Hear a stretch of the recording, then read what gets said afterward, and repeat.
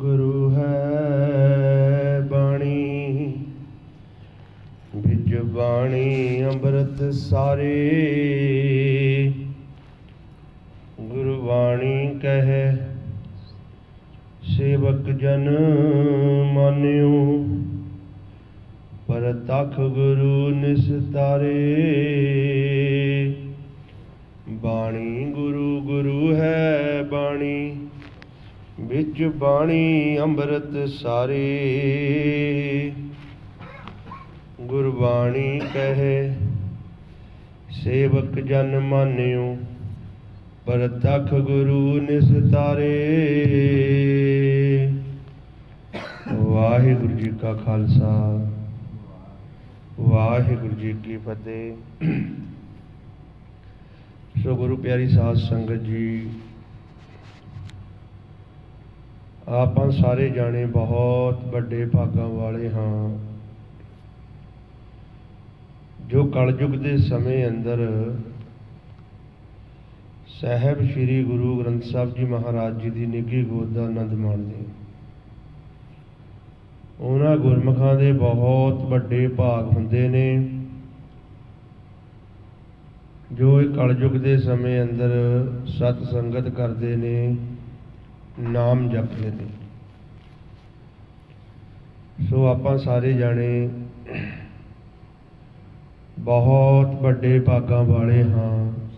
ਸਤਿਗੁਰਾਂ ਨੇ ਸਾਡੇ ਉੱਤੇ ਕਿਰਪਾ ਕੀਤੀ, ਸਤ ਸੰਗਤ ਬਖਸ਼ਿਸ਼ ਕੀਤੀ, ਸਤ ਸੰਗਤ ਵਿੱਚ ਆਉਣ ਦਾ ਸਮਾਂ ਬਖਸ਼ਿਸ਼ ਕੀਤਾ।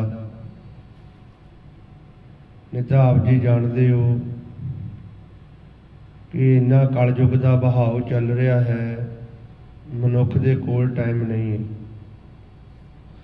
ਸੰਸਾਰ ਦੀਆਂ ਗੱਲਾਂ, ਸੰਸਾਰ ਦੇ ਕਿਰਿਆ ਕਰਮ, ਸੰਸਾਰ ਦਾ ਕੂੜ ਵਿਚਾਰਾ ਤਾਂ ਮਨੁੱਖ ਕਰੀ ਜਾਂਦਾ ਹੈ, ਪਰ ਉਸ ਪਰਮਾਤਮਾ ਨੂੰ ਯਾਦ ਕਰਨ ਦਾ, ਉਸ ਪਰਮਾਤਮਾ ਦੀ ਯਾਦ ਦੇ ਵਿੱਚ ਬਹਿਣ ਦਾ ਸਮਾਂ ਨਹੀਂ ਹੈ। ਆਮ ਵੀ ਆਪਾਂ ਜੀਵਾਂ ਨੂੰ ਪੁੱਛ ਲੈਂਦੇ ਹਾਂ ਕਿ ਭਾਈ ਆਓ ਗੁਰੂ ਘਰ ਚਲੀਏ, ਅਗਲੇ ਕਹਿੰਦੇ ਟਾਈਮ ਨਹੀਂ। ਇਹ ਆਪ ਜੀ ਜਾਣਦੇ ਹੋ। ਸੋ ਗੁਰਮੁਖ ਪਿਆਰਿਓ, ਸਾਨੂੰ 84 ਲੱਖ ਜੂਨ ਤੋਂ ਉੱਤੇ ਅਕਾਲ ਪੁਰਖ ਮਹਾਰਾਜ ਨੇ ਬਖਸ਼ਿਸ਼ ਕੀਤੀ ਸਾਡੇ ਉੱਤੇ ਕਿ ਅਸੀਂ ਪੁਰਾਤਨ ਸਮਿਆਂ ਵਿੱਚ ਥੋੜ੍ਹੀ ਥੋੜ੍ਹੀ ਬੰਦਗੀ ਕਰਦੇ ਆਏ ਤੇ ਸਾਨੂੰ ਮਹਾਰਾਜ ਨੇ ਮਾਨਸ ਜਾਮਾ ਬਖਸ਼ਿਸ਼ ਕਰਕੇ ਫਿਰ ਸਾਨੂੰ ਇੱਕ ਬਾਰੀ ਦੇ ਦਿੱਤੀ।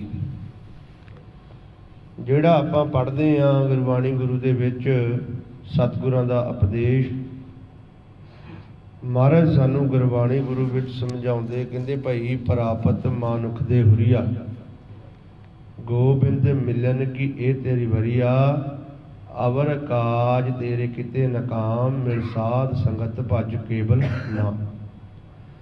ਸਤਿਗੁਰੂ ਜੀ ਸਾਨੂੰ ਸਮਝਾਉਂਦੇ ਨੇ ਵੀ ਹੁਣ ਤੈਨੂੰ ਬਾਰੀ ਮਿਲੀ ਹੋਈ ਹੈ ਮਾਲਕ ਨੂੰ ਮਿਲਣ ਵਾਸਤੇ, ਤੇ ਬਾਰੀ ਦੇ ਵਿੱਚ ਤੈਨੂੰ ਸਮਾਂ ਮਿਥ ਦਿੱਤਾ ਤੇਰਾ ਅਕਾਲ ਪੁਰਖ ਨੇ। ਤੇ ਇਹ ਖੇਲ ਖੇਲ ਕੇ ਤੂੰ ਵਾਪਸ ਜਾਣਾ ਇਸ ਸੰਸਾਰ ਦੇ ਵਿੱਚੋਂ। ਤੈਨੂੰ ਗਿਣਤੀ ਦੇ ਸਵਾਸ ਦੇ ਦਿੱਤੇ ਨੇ, ਉਹ ਸਵਾਸਾਂ ਦੀ ਕੁੰਜੀ ਹੁਣ ਤੈਨੂੰ ਦੇ ਕੇ ਅਕਾਲ ਪੁਰਖ ਨੇ ਇਸ ਸੰਸਾਰ ਦੇ ਵਿੱਚ ਭੇਜ ਦਿੱਤਾ। ਤੇ ਇਸ ਸੰਸਾਰ ਦੇ ਵਿੱਚ ਭੇਜ ਕੇ ਤੂੰ ਮਾਲਕ ਨਿਰੰਕਾਰ ਨਾਲ ਮਿਲਾਪ ਕਰਕੇ ਵਾਪਸ ਆਪਦੇ ਘਰ ਆ ਜਾਏ। ਹੁਣ ਜਦੋਂ ਅਸੀਂ ਇਸ ਸੰਸਾਰ ਦੇ ਵਿੱਚ ਸਾਨੂੰ ਨਿਰੰਕਾਰ ਨੇ ਭੇਜਿਆ, ਸਾਨੂੰ ਸਵਾਸਾਂ ਦੀ ਕੁੰਜੀ ਬਖਸ਼ਿਸ਼ ਕੀਤੀ ਹੈ। ਸਾਡਾ ਇੱਕ ਇੱਕ ਸਵਾਸ ਕੀਮਤੀ ਹੈ। ਹੁਣ ਇੱਕ ਸਵਾਸ ਦੀ ਕੋਈ ਕੀਮਤ ਨਹੀਂ ਸਾਨੂੰ ਸੰਸਾਰ 'ਚ ਦੇ ਸਕਦਾ। ਦੇਖੋ ਹੁਣ ਹਰ ਇੱਕ ਚੀਜ਼ ਦੀ ਕੀਮਤ ਹੈ। ਤੁਸੀਂ ਕੋਈ ਵੀ ਸਮਾਨ ਲੈਣ ਜਾਓਗੇ, ਉਹਦੀ ਕੀਮਤ ਹੈ।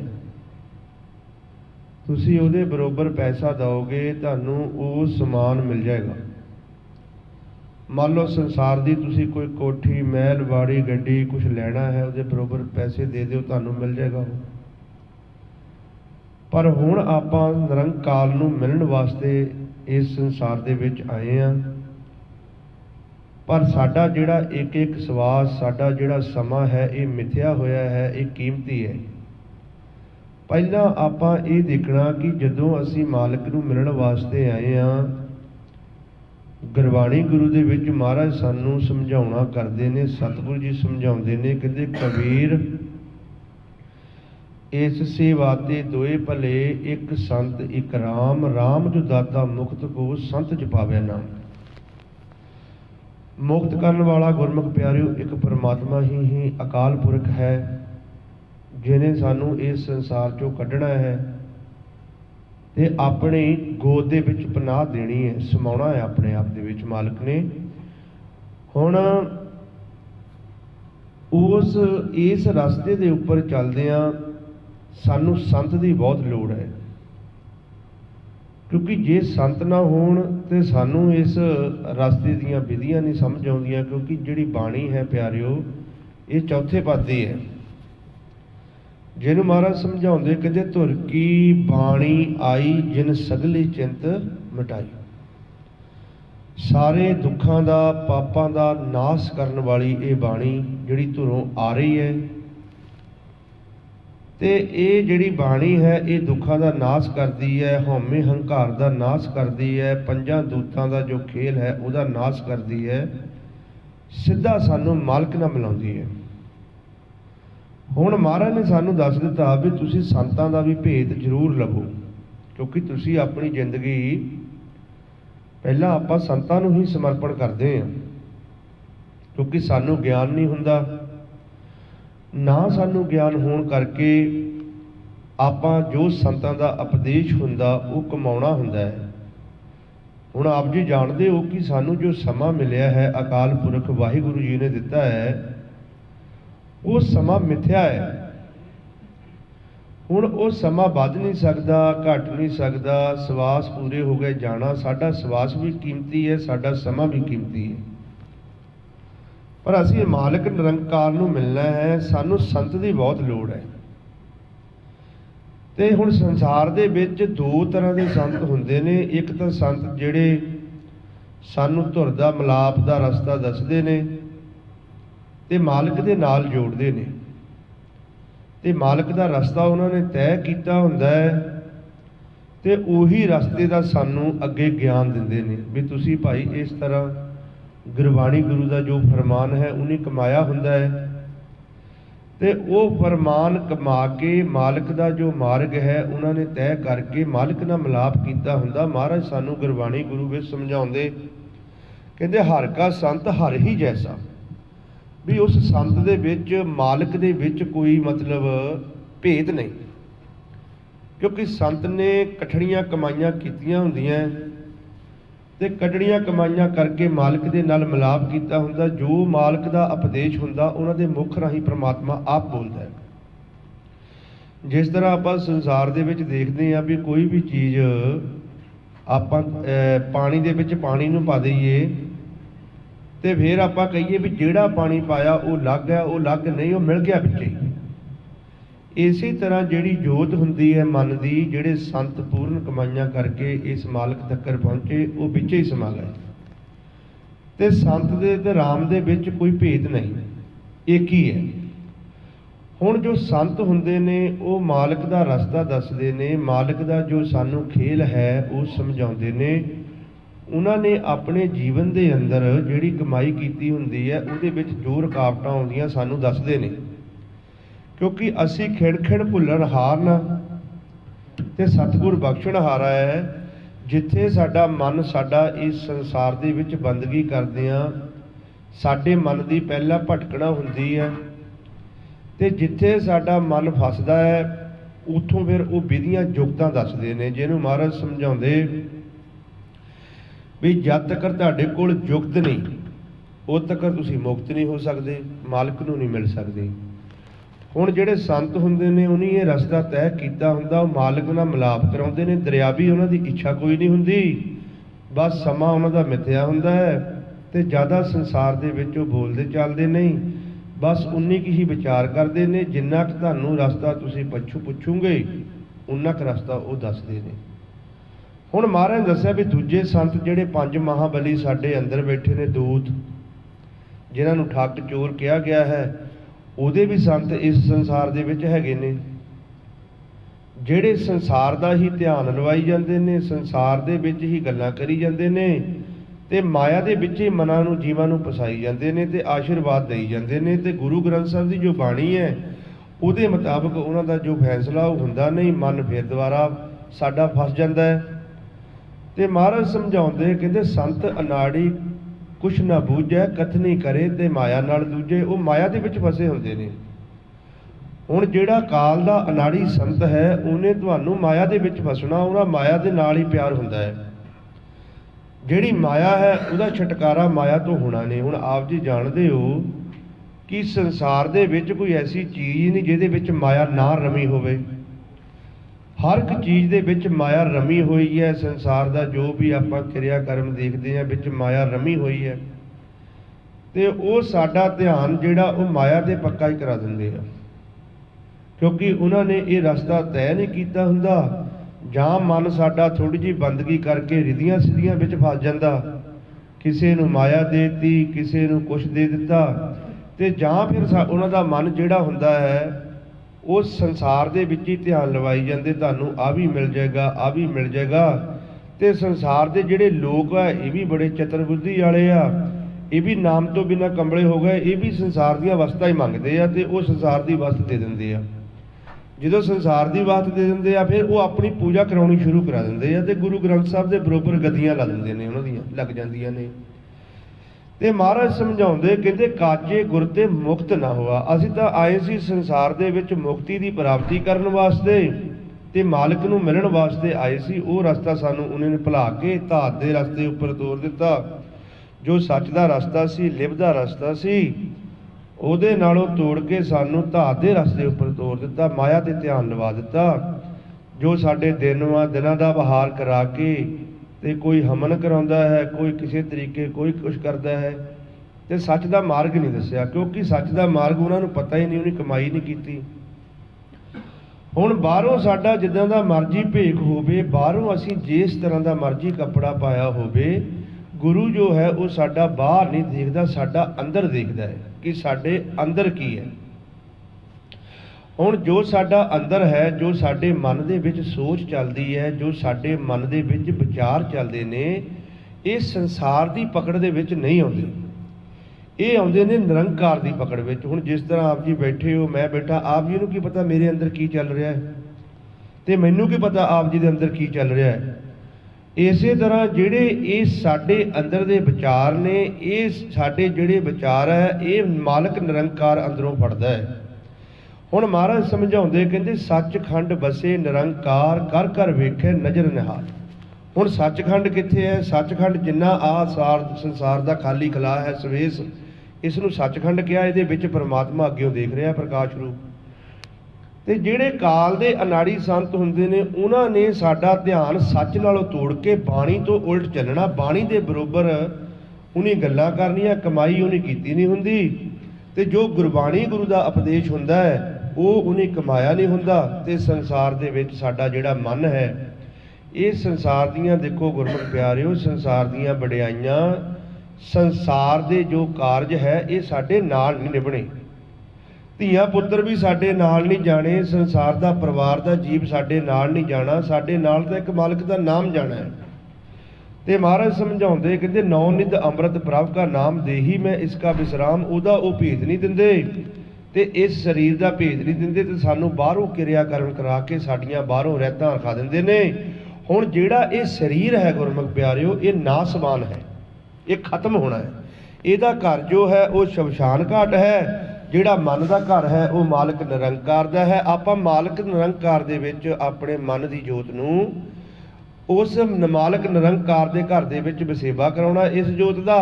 ਤੇ ਜਿਹੜਾ ਸਰੀਰ ਦਾ ਘਰ ਹੈ, ਇਹ ਤਾਂ ਸਾਨੂੰ ਲੋੜ ਹੀ ਨਹੀਂ ਘਰ ਬਣਾਉਣ ਦੀ। ਜਦੋਂ ਮਰ ਗਏ ਸੰਸਾਰ ਦੇ ਲੋਕਾਂ ਨੇ ਚੱਕ ਕੇ ਆਪੇ ਸਾਨੂੰ ਸਿਵਿਆਂ ਤੱਕ ਲੈ ਜਾਣਾ, ਸਿਵਿਆਂ ਤੱਕ ਲਾ ਕੇ ਤਾਂ ਦਫਨਾ ਦੇਣਾ ਜਾਂ ਜਲਾ ਦੇਣਾ, ਸਾਨੂੰ ਇਹ ਸਰੀਰ ਨੂੰ ਅੱਗ ਲਾ ਦੇਣੀ। ਇਹਨਾਂ ਸਾਡਾ ਸੰਬੰਧ ਕੋਈ ਨਹੀਂ।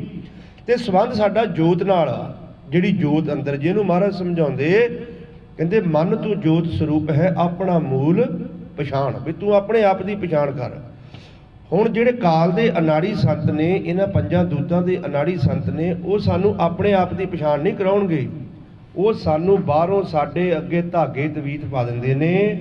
ਸਾਡੇ ਪਰਿਵਾਰਾਂ ਦੇ ਵਿੱਚ ਸਾਨੂੰ ਬਾਣੀ ਨਾਲੋਂ ਤੋੜ ਕੇ, ਇਸ ਪਰਿਵਾਰਾਂ ਦੇ ਵਿੱਚ ਤੈਨੂੰ ਫਲਾਣੇ ਨੇ ਕੁਛ ਕਰ ਦਿੱਤਾ, ਤੈਨੂੰ ਧਿਮਕੜੇ ਨੇ ਕੁਛ ਕਰ ਦਿੱਤਾ, ਤੇਰੇ ਅੰਦਰ ਤਾਂ ਇਹ ਚੀਜ਼ ਦਾ ਵਾਸ ਹੋ ਗਿਆ। ਜੇ ਇੱਦਾਂ ਇੱਕ ਦੂਜੇ ਦੇ ਅੰਦਰ ਕੋਈ ਸਾਡਾ ਮਨ, ਕੋਈ ਚੀਜ਼ ਸਾਡੇ ਅੰਦਰ ਵੜਦੀ ਹੋਵੇ ਤਾਂ ਫਿਰ ਤਾਂ ਸਭ ਤੋਂ ਵਧੀਆ ਸੰਸਾਰ ਦੇ ਵਿੱਚ ਸੋਹਣੇ ਸੋਹਣੇ ਜਿਹੜੇ ਰੂਪ ਆ ਆਪਾਂ ਰਾਤ ਨੂੰ ਚੇਂਜ ਕਰ ਲਾਂਗੇ, ਆਪਣਾ ਜਿਹੜਾ ਮਨ ਆ ਉਹਦੇ ਅੰਦਰ ਵੜ ਜਾਏਗਾ। ਫਿਰ ਤਾਂ ਅਕਾਲ ਪੁਰਖ ਦਾ ਜੋ ਕਾਨੂੰਨ ਹੈ ਫਿਰ ਤਾਂ ਉਹੀ ਭੰਗ ਹੋ ਗਿਆ। ਕੋਈ ਵੀ ਕਿਸੇ ਦੇ ਅੰਦਰ ਚੀਜ਼ ਨਹੀਂ ਵੜਦੀ। ਇਹ ਅੱਜੋਂ ਆਪਾਂ ਮਨ ਦੇ ਵਿੱਚ ਬਿਠਾ ਲੈਣਾ। ਜਿਸ ਤਰ੍ਹਾਂ ਕਹਿ ਦਿੰਦੇ ਨੇ ਫਲਾਣੇ ਨੇ ਤੈਨੂੰ ਕੁਛ ਕਰ ਦਿੱਤਾ, ਧਿਮਕੜੇ ਨੇ ਕੁਛ ਕਰ ਦਿੱਤਾ, ਕੋਈ ਵੀ ਕਿਸੇ ਦੇ ਅੰਦਰ ਚੀਜ਼ ਨਹੀਂ ਵੜਦੀ। ਤੇ ਹੱਥਾਂ ਨੂੰ, ਸਾਡੇ ਡੌਲਿਆਂ ਨੂੰ ਉਹ ਤਵੀਤ ਜੇ ਬਣਾ ਦਿੰਦੇ ਨੇ। ਡੌਲਿਆਂ ਨੂੰ ਤਵੀਤ ਬੰਨ੍ਹ ਦਿੱਤਾ, ਹੱਥਾਂ ਨੂੰ ਤਵੀਤ ਬੰਨ੍ਹ ਦਿੱਤਾ, ਉਹ ਤਾਂ ਮਾਇਆ ਨੂੰ ਤਵੀਤ ਬੰਨ੍ਹਿਆ ਗਿਆ। ਤਵੀਤ ਤਾਂ ਅਸੀਂ ਬੰਨ੍ਹਣਾ ਸੀ ਮਨ ਦੇ ਉੱਤੇ, ਤੇ ਮਨ ਦੇ ਉੱਤੇ ਅਸੀਂ ਬੰਨ੍ਹਣਾ ਸੀ ਗੁਰੂ ਦਾ ਸ਼ਬਦ ਵਾਹਿਗੁਰੂ। ਇਸ ਨੂੰ ਬੰਨ੍ਹਣਾ ਸੀ ਮਨ ਦੇ ਉੱਤੇ। 1430 ਅੰਗ ਗੁਰਬਾਣੀ ਗੁਰੂ, ਇਹ ਅਸੀਂ ਆਪਣੇ ਮਨ ਦੇ ਉੱਤੇ ਇਸ ਬਾਣੀ ਦਾ ਪ੍ਰਭਾਵ ਕਰਨਾ ਸੀ। ਸਰੀਰ ਦੇ ਨਾਲ ਤਾਂ ਅਸੀਂ ਜੋ ਮਰਜ਼ੀ ਬੰਨੀ ਚਲੀਏ ਤਾਂ ਮਾਇਆ, ਇਹ ਤਾਂ ਆ ਸਾਡੇ ਦੰਦ, ਮਾਸ, ਅੱਖਾਂ, ਆ ਸਾਡੇ ਕੇਸ, ਹੱਡੀਆਂ, ਇਹ ਕੜਕੜ ਕਰਕੇ ਗਲ ਹੈ, ਉਹ ਲੂਹ ਹੋਣਾ ਅੱਗ ਦੇ ਵਿੱਚ। ਇਹਦੇ ਨਾਲ ਅਸੀਂ ਜੋ ਮਰਜ਼ੀ ਬੰਨੀ ਚਲੀਏ, ਇਹਦੇ ਨਾਲ ਤਾਂ ਮਨ ਦਾ ਸੰਬੰਧ ਹੀ ਕੋਈ ਨਹੀਂ। ਮਨ ਦਾ ਸੰਬੰਧ ਹੈ ਸਿਰਫ ਅਕਾਲ ਪੁਰਖ ਵਾਹਿਗੁਰੂ ਨਾਲ। ਜੋ ਤੁਸੀਂ ਮਨ ਦੇ ਨਾਲ ਕਾਰਜ ਕੀਤਾ ਹੈ ਉਹ ਅਕਾਲ ਪੁਰਖ ਦੀ ਪਕੜ ਵਿੱਚ ਆਉਂਦਾ ਹੈ। ਤੇ ਜਿਹੜਾ ਤਨ ਹੈ ਤੁਹਾਡੇ ਨਾਲ, ਇਹਨਾਂ ਭਾਵੇਂ ਤਵੀਤ ਬੰਨ੍ਹ ਲਓ, ਇਹ ਤੇ ਸੋਹਣਾ ਕੱਪੜਾ ਪਾ ਲਓ, ਸੁੰਦਰ ਕੱਪੜਾ ਪਾ ਲਓ, ਸੋਹਣੇ ਵਸਤਰ ਪਾ ਲਓ, ਜੇ ਸਾਡੇ ਮਨ ਦੀ ਰਹਿਤ ਹੀ ਨਹੀਂ ਤਾਂ ਤਨ ਦੀ ਰਹਿਤ ਤਾਂ ਗੁਰੂ ਸਾਡੂ ਪ੍ਰਵਾਨ ਹੀ ਨਹੀਂ ਕਰਦਾ। ਕਿਉਂਕਿ ਮਹਾਰਾਜ ਸਾਨੂੰ ਗੁਰਬਾਣੀ ਗੁਰੂ ਦੇ ਵਿੱਚ ਵੀ ਇਹ ਸਮਝਾਉਂਦੇ ਆ ਕਿ ਜੋ ਤੁਹਾਡਾ ਮਨ ਹੈ, ਮਨ ਦੇਖੋ ਕਿਹੜੀ ਦਿਸ਼ਾ ਨੂੰ ਜਾ ਰਿਹਾ। ਕਿਉਂਕਿ ਆਪਾਂ ਮਨ ਦਾ ਪਿੱਛਾ ਕਰਨਾ ਹੈ ਜਾਂ ਕਿ ਤਨ ਦਾ ਪਿੱਛਾ ਨਹੀਂ ਕਰਨਾ। ਇਹ ਜਿਹੜਾ ਤਨ ਹੈ ਇਹ ਮਾਇਆ ਹੈ। ਮਹਾਰਾਜ ਸਮਝਾਉਂਦੇ ਇਹ ਸਰੀਰ ਸਭ ਮੂਲ ਹੈ ਮਾਇਆ। ਹੁਣ ਮਾਇਆ ਜਿਹੜਾ ਸਾਰਾ ਸੰਸਾਰ ਦੇ ਵਿੱਚ ਆਪਾਂ ਤੁਰੇ ਫਿਰਦੇ, ਸਾਰੀ ਮਾਇਆ, ਇਹ ਸਰੀਰ ਵੀ ਮਾਇਆ, ਇਹ ਕੱਪੜੇ ਪਾਏ ਇਹ ਵੀ ਮਾਇਆ। ਜੋ ਸਾਨੂੰ ਇਹ ਇੰਨਾ ਹੁਸਨ, ਕਈਆਂ ਨੂੰ ਸਰੀਰ ਦਾ ਮਾਣ ਹੋ ਗਿਆ, ਕਈਆਂ ਨੂੰ ਆਪਣੀ ਜੌਬ ਦਾ ਮਾਣ ਹੋ ਗਿਆ, ਕਈਆਂ ਨੂੰ ਆਪਣੇ ਬਿਜ਼ਨਸ ਦਾ ਮਾਣ ਹੋ ਗਿਆ। ਨਾਲ ਤਾਂ ਜਾਣਾ ਹੀ ਕੱਖ ਨਹੀਂ, ਨਾਲ ਤਾਂ ਜਾਣਾ ਮਨ ਨਹੀਂ। ਤੇ ਜਿਹੜਾ ਮਨ ਹੈ, ਮਨ ਦੀ ਮੌਤ ਨਹੀਂ ਹੁੰਦੀ, ਮਨ ਮਰਦਾ ਹੀ ਨਹੀਂ। ਮਹਾਰਾਜ ਸਮਝਾਉਂਦੇ ਮਨ ਨੇ ਤਾਂ ਮਰਨਾ ਹੀ ਨਹੀਂ, ਮਨ ਨੂੰ ਸਜ਼ਾ ਮਿਲਣੀ ਅੱਗੇ ਜਾ ਕੇ। ਤੇ ਹੁਣ ਅਸੀਂ ਮਨ ਨੂੰ ਮਾਰਨਾ ਸ਼ਬਦ ਦੁਆਰਾ। ਜਦੋਂ ਮਨ ਆਪਾਂ ਸ਼ਬਦ ਦੁਆਰਾ ਮਾਰਦੇ ਆ, ਇਹਦੇ ਉੱਤੇ ਲੱਗੀ ਹੋਈ ਮੈਲ, ਜਿਹੜੇ ਸੰਸਾਰ ਦੇ ਵਿਖਿਆ ਕਰਮ ਇਹਨੂੰ ਚੁੰਬੜੇ ਹੋਏ ਆ, ਇਹ ਲੈ ਜਾਂਦੇ ਆ, ਮਨ ਆਜ਼ਾਦ ਹੋ ਜਾਂਦਾ। ਹੁਣ ਦੇਖਦੇ ਆਪਾਂ ਸੰਸਾਰ ਦੇ ਵਿੱਚ ਸਾਡੇ ਬਜ਼ੁਰਗ ਹੀ ਹੈ, ਪੁਰਾਣੇ ਤੋਂ ਪੁਰਾਣੇ ਬਾਬੇ ਪੜਦਾਦੇ ਆ, ਮਰਨ ਦੇ ਕੰਢੇ ਬੈਠੇ ਹੋਗੇ, ਮਾਇਆ ਨਹੀਂ ਛੱਡਦੇ ਉਹ। ਕਿਉਂਕਿ ਮਨ ਦੇ ਵਿੱਚ ਮਾਇਆ ਵਸ ਗਈ। ਸੰਸਾਰ ਦੀ ਚੀਜ਼ ਗੁਰਮੁਖ ਪਿਆਰਿਓ ਆਪਾਂ ਮਨ ਦੇ ਵਿੱਚ ਨਹੀਂ ਵਸਾਉਣੀ ਕੋਈ ਵੀ, ਨਾ ਪਰਿਵਾਰ, ਨਾ ਆਪਾਂ ਕੋਈ ਵੀ। ਇਹ ਡਿਊਟੀਆਂ ਨੇ। ਹੁਣ ਜੇ ਸਾਡੇ ਜਿਹੜੇ ਬੱਚੇ ਆ, ਧੀਆਂ ਪੁੱਤ ਆ ਸਾਡੇ, ਇਹ ਨਿਰੰਕਾਰ ਨੇ ਸਾਨੂੰ ਡਿਊਟੀ ਦਿੱਤੀ ਹੋਈ ਹੈ ਕਿ ਆਪਾਂ ਕਾਰਜ ਸੰਸਾਰ ਦਾ ਕਰਕੇ ਇਹਨਾਂ ਨੂੰ, ਇਹਨਾਂ ਦਾ ਜੋ ਵੀ ਕਿਰਿਆ ਕਰਮ ਹੈ ਆਪਾਂ ਉਹ ਕਰਨਾ, ਪਰ ਮੋਹ 'ਚ ਨਹੀਂ ਫਸਣਾ। ਤੇ ਮਹਾਰਾਜ ਸਮਝਾਉਂਦੇ ਜੇ ਮੋਹ 'ਚ ਫਸ ਗਏ, ਤੁਹਾਡਾ ਧਿਆਨ ਲੱਗ ਗਿਆ ਪਰਿਵਾਰ ਤੇ, ਅਗਲੀ ਜੂਨ ਤੁਹਾਨੂੰ ਸੂਰੀ ਦੀ ਮਿਲਣੀ ਹੈ, ਸੂਰ ਬਣਨਾ ਪੈਣਾ। ਅੰਤਮ ਸਮੇਂ ਤੁਹਾਡਾ ਜਿੱਧਰ ਨੂੰ ਧਿਆਨ ਚਲਾ ਗਿਆ, ਉਹੀ ਆਪਾਂ ਨੂੰ ਅੱਗੇ ਜਾ ਕੇ ਆਕਾਰ ਮਿਲ ਜਾਂਦਾ ਹੈ। ਤੇ ਜੇ ਹੁਣ ਆਪਾਂ ਇਸੇ ਹੀ ਸੰਸਾਰ ਦੇ ਵਿੱਚ ਰਹਿ ਕੇ ਜੋ ਸਾਨੂੰ ਫਰਜ਼ ਦਿੱਤੇ ਹੈ, ਭਗਤੀ ਕਰਨ ਵਾਸਤੇ ਘਰ ਛੱਡਣ ਦੀ ਲੋੜ ਨਹੀਂ, ਕਿਤੇ ਜੰਗਲਾਂ 'ਚ ਜਾਣ ਦੀ ਲੋੜ ਨਹੀਂ।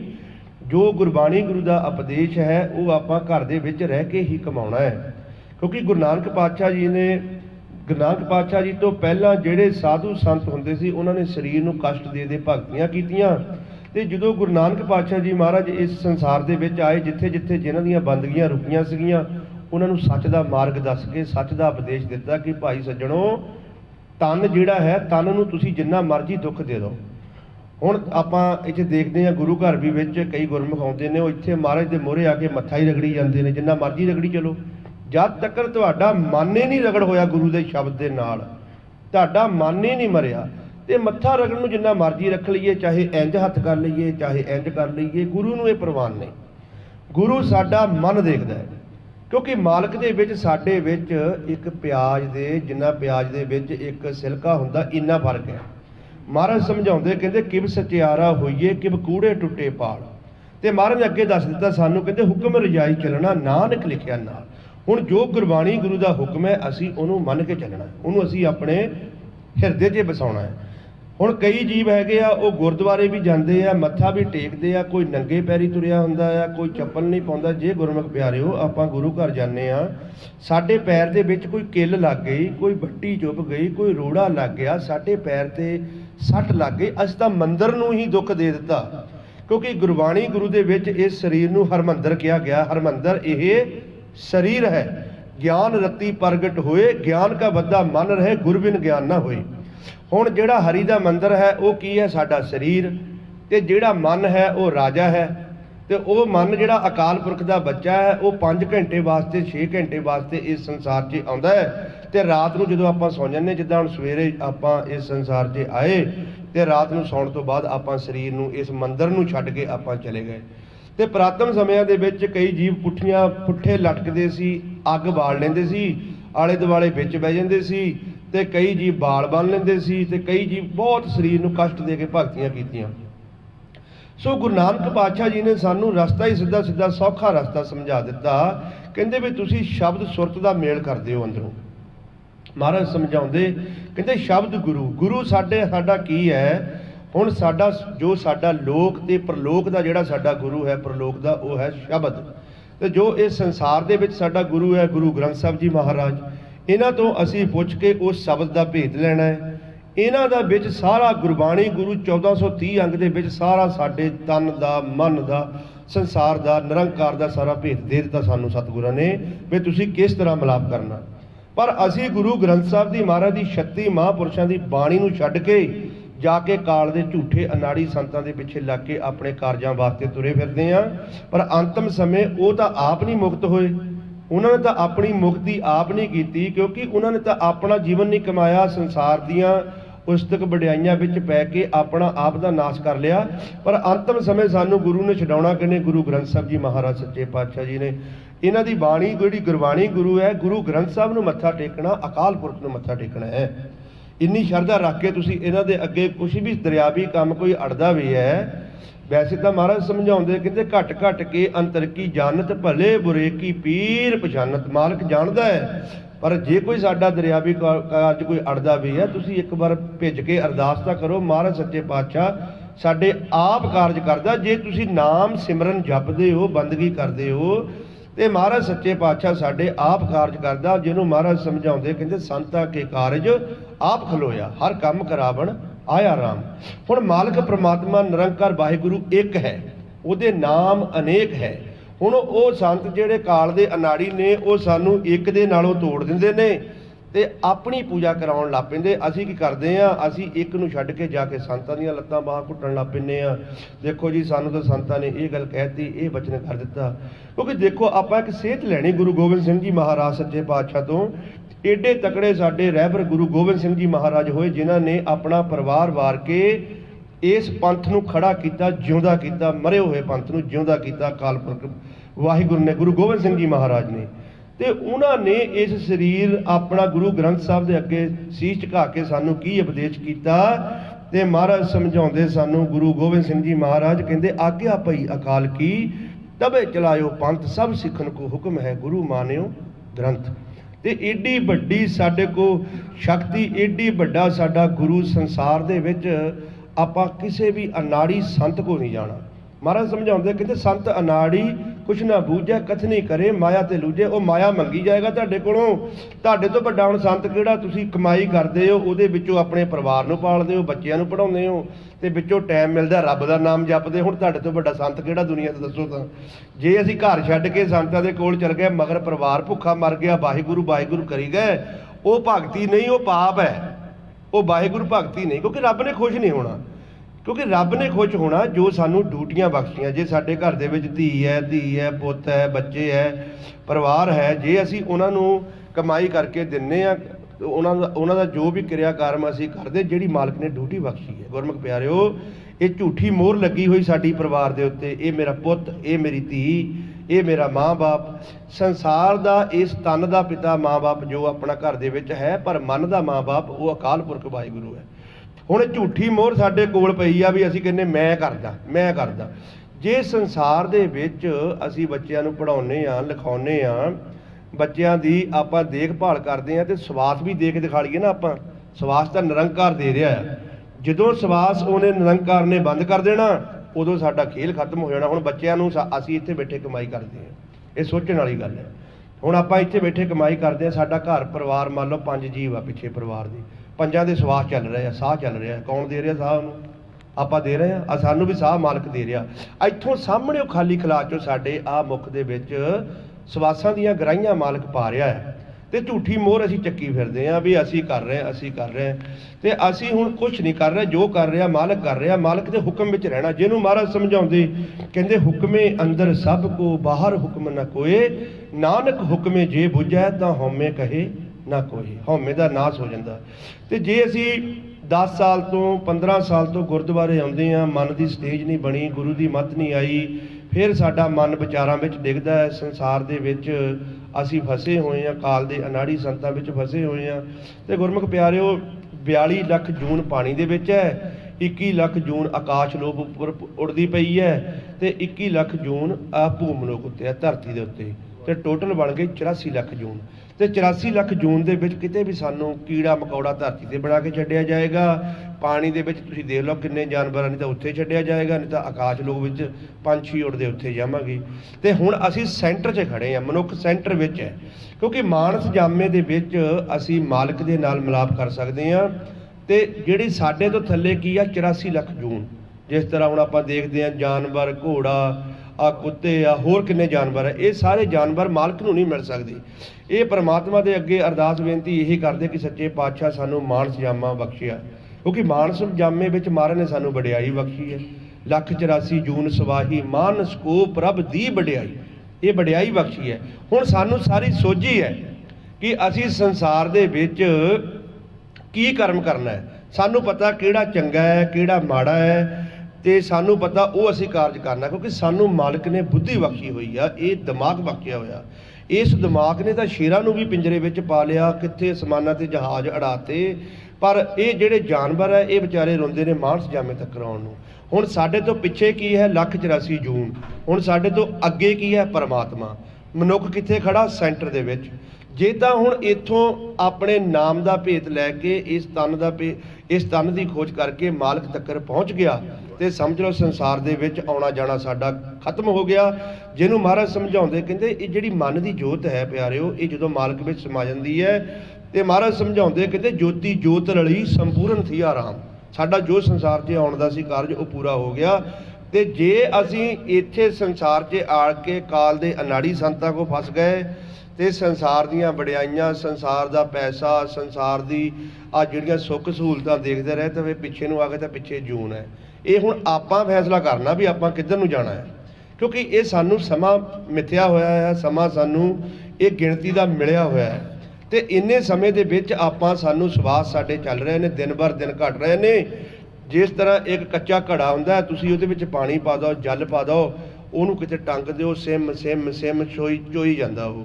ਇਸੇ ਤਰ੍ਹਾਂ ਸਾਡੀ ਜ਼ਿੰਦਗੀ ਜਿਹੜੀ ਹੈ ਘਟਦੀ ਜਾ ਰਹੀ। ਜਿਹਨੂੰ ਮਹਾਰਾਜ ਸਮਝਾਉਂਦੇ ਕਹਿੰਦੇ ਔਦ ਘਟੈ ਦਿਨ ਸਰੈ ਨਾਰੇ, ਮਨ ਗੁਰ ਮਿਲ ਕਾਰ ਸਵਾਰੇ, ਵੀ ਆਪਣੇ ਗੁਰੂ ਸ਼ਬਦ ਨੂੰ ਮਿਲ ਕੇ ਆਪਦਾ ਕਾਰ ਸਵਾਰ ਕਰਨਾ।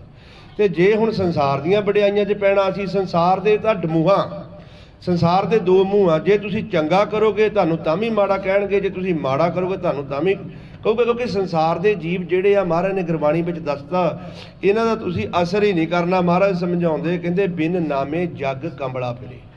ਜਿਹੜਾ ਸਾਡੇ ਅੰਦਰ ਨਾਮ ਚੱਲਦਾ, ਜੇ ਸਾਡੇ ਅੰਦਰ ਨਾਮ ਪ੍ਰਗਟ ਨਹੀਂ ਹੋਇਆ ਤੇ ਨਾਮ ਤੋਂ ਬਿਨਾਂ ਆਪਾਂ ਸਾਰੇ ਕੰਬਲੇ ਆ। ਕਿ ਜੇ ਸਾਨੂੰ ਨਾਮ ਦੀ ਸੋਝੀ ਆ ਗਈ ਤੇ ਫਿਰ ਆਪਾਂ ਨਾਮ ਨੂੰ ਸੁਣ ਕੇ ਸਾਡੀਆਂ ਕਰਮ ਇੰਦਰੀਆਂ, ਗਿਆਨ ਇੰਦਰੀਆਂ ਸਾਡੇ ਮਨ ਨੇ ਬੱਸ ਵਿੱਚ ਆਉਣਾ ਸੀ। ਤੇ ਇਹ ਨਾਮ ਨੂੰ ਛੱਡ ਕੇ ਹੁਣ ਬਾਹਰ ਅਡਾਰੀਆਂ ਮਾਰੀ ਜਾਂਦਾ ਅੱਗ ਦੇ ਵਿੱਚ, ਤੇ ਸੰਸਾਰ ਦੇ ਵਿੱਚ ਇਹ ਕਿਰਿਆ ਕਰਮ ਜਿਹੜਾ ਬਾਹਰਲਾ ਹੀ ਚੱਲੀ ਜਾਂਦਾ ਹੈ। ਤੇ ਇਸ ਕਰਕੇ ਆਪਾਂ ਸੰਸਾਰ ਦੀਆਂ ਵਡਿਆਈਆਂ ਛੱਡ ਕੇ ਆਪਾਂ ਨਿਰੰਕਾਰ ਦੀ ਵਡਿਆਈ ਦੇ ਵਿੱਚ ਲੱਗਣਾ ਹੈ। ਕਿ ਜੋ ਵੀ ਕਾਰਜ ਕਰਨਾ, ਜਿੱਥੇ ਵੀ ਬੈਠੇ ਆ, ਇਕੱਲੇ ਬੈਠੇ ਆ, ਮਾਲਕ ਦੇ ਵਿੱਚ ਬੈਠੇ ਆ। ਚਾਹੇ ਅਸੀਂ ਆਪਾਂ ਕਹਿ ਦਿੰਦੇ ਹਾਂ ਕਿ ਆਪਾਂ ਇਕੱਲੇ ਹਾਂ ਜੀ ਸੰਸਾਰ ਦੇ ਵਿੱਚ, ਇਕੱਲਾ ਤਾਂ ਮਨੁੱਖ ਕੋਈ ਹੈ ਹੀ ਨਹੀਂ। ਚਾਹੇ ਸੰਸਾਰੀ ਮਨੁੱਖ ਨਾ ਹੋਵੇ ਨਾਲ, ਪਰ ਹਰ ਇੱਕ ਜਗ੍ਹਾ ਨਿਰੰਕਾਰ ਹੈ। ਆਪਾਂ ਨਿਰੰਕਾਰ ਦੀ ਗੋਦ 'ਚ ਹੀ ਬੈਠੇ ਹਾਂ, ਬਸ ਉਹਦੀ ਉਸਤਤ ਕਰੀ ਜਾਣੀ ਹੈ। ਤੇ ਆਪਣੇ ਮਨ ਨੂੰ ਇਹ ਦੇਖਣਾ ਕਿ ਉਹਦੀਆਂ ਨਜ਼ਰਾਂ ਦੇ ਵਿੱਚ ਉਸ ਮਾਲਕ ਸਾਨੂੰ ਵੇਖ ਰਿਹਾ ਹੈ, ਤੇ ਕੋਈ ਐਸਾ ਕਾਰਜ ਨਹੀਂ ਕਰਨਾ ਕਿ ਜਿਹੜਾ ਸਾਨੂੰ ਸਜ਼ਾ ਮਿਲੇ। ਇਹ ਆਪਾਂ ਦੇਖਣਾ ਆਪਣੇ ਮਨ ਦੇ ਨਾਲ। ਜੇ ਅਸੀਂ ਗੁਰੂ ਘਰ ਵੀ ਆਉਂਦੇ ਹਾਂ, ਸਾਰਾ ਕਾਰਜ ਵੀ ਕਰਦੇ ਹਾਂ, ਮੁੜ ਕੇ ਫਿਰ ਸਾਡੇ ਅੰਦਰੋਂ ਇਹ ਚੀਜ਼ਾਂ ਮਰਦੀਆਂ ਨਹੀਂ, ਇਹਨਾਂ ਚੀਜ਼ਾਂ ਦਾ ਨਾਸ ਨਹੀਂ ਹੁੰਦਾ ਤੇ ਫਿਰ ਸਾਨੂੰ ਫਿਰ ਸਜ਼ਾ ਮਿਲਦੀ ਆ। ਮਹਾਰਾਜ ਸਮਝਾਉਂਦੇ ਆ, ਕਹਿੰਦੇ ਕਾਮ ਨਾ ਵਿਸਰਿਓ, ਕ੍ਰੋਧ ਨਾ ਵਿਸਰਿਓ, ਲੋਭ ਨਾ ਛੁਟਕਿਓ ਦੇਵਾ, ਪਰਮੁਖ ਤੇ ਨਿੰਦਾ ਨਹੀਂ ਛੁੱਟੀ, ਨੇ ਫਲ ਭਈ ਸਭ ਸੇਵਾ। ਜਿੰਨੀ ਵਾਰੀ ਮਰਜ਼ੀ ਆਪਾਂ ਗੁਰੂ ਘਰ ਆ ਜਾਈਏ, ਜਿੰਨੀ ਮਰਜ਼ੀ ਬਾਣੀ ਪੜ੍ਹ ਲਈਏ, ਜੇ ਸਾਡੇ ਅੰਦਰੋਂ ਇਹਨਾਂ ਚੀਜ਼ਾਂ ਦਾ ਨਾਸ ਹੀ ਨਹੀਂ ਹੋਇਆ, ਸਾਡੀ ਸੇਵਾ ਨੇ ਫਲ ਚਲੇ ਜਾਣੀ ਆ। ਹੁਣ ਅਸੀਂ ਸੇਵਾ ਵੀ ਗੁਰੂ ਦੀ ਕਰਨੀ ਹੈ ਤੇ ਆਪਣੇ ਆਪ ਨੂੰ ਬਚਾ ਕੇ ਵੀ ਰੱਖਣਾ ਵੀ ਕਿਤੇ ਕਾਲ ਸਾਨੂੰ ਝਪਟਾ ਨਾ ਮਾਰ ਦੇਵੇ, ਕਿਉਂਕਿ ਸੰਸਾਰ ਦੇ ਵਿੱਚ ਹਰ ਇੱਕ ਚੀਜ਼ ਦੇ ਵਿੱਚ ਇਹ ਜਿਹੜਾ ਪਰਮਾਤਮਾ ਤੇ ਕਾਲ ਰਮਿਆ ਹੋਇਆ। ਤੇ ਗੁਰੂ ਗ੍ਰੰਥ ਸਾਹਿਬ ਤੋਂ ਬਗੈਰ ਆਪਾਂ ਕਿਸੇ ਨੂੰ ਗੁਰੂ ਨਹੀਂ ਮੰਨਣਾ। ਜੋ ਗੁਰਬਾਣੀ ਦਾ ਉਪਦੇਸ਼ ਹੈ ਉਹਨੂੰ ਕਮਾਉਣਾ ਹਿਰਦੇ ਵਿੱਚ ਰੱਖ ਕੇ। ਤੇ ਮਹਾਰਾਜ ਸੱਚੇ ਪਾਤਸ਼ਾਹ ਜੀ ਕਿਰਪਾ ਕਰਨਗੇ। ਇੰਨੀਆਂ ਕੁ ਵਿਚਾਰਾਂ ਕਰਦੇ ਸਾਧ ਸੰਗਤ ਜੀ, ਏਕ ਨਹੀਂ ਅਨੇਕ ਗਲਤੀਆਂ ਹੋ ਜਾਂਦੀਆਂ, ਆਪ ਜੀ ਬਖਸ਼ਣ ਆ ਰਹੇ ਹੋ, ਬਖਸ਼ ਦੇਣਾ ਜੀ। ਗੁਰਬਾਣੀ ਗੁਰੂ ਦੁਆਰਾ ਗੁਰਮੁਖ ਜਨਾਂ ਨੇ ਭੇਜ ਦਿੱਤਾ, ਭਾਈ ਸਾਹਿਬ ਭਾਈ ਸੇਵਾ ਸਿੰਘ ਜੀ ਦਰਮਾਲਾ। ਸੋ ਵਾਹਿਗੁਰੂ ਜੀ ਕਾ ਖਾਲਸਾ, ਵਾਹਿਗੁਰੂ ਜੀ ਕੀ ਫਤਿਹ।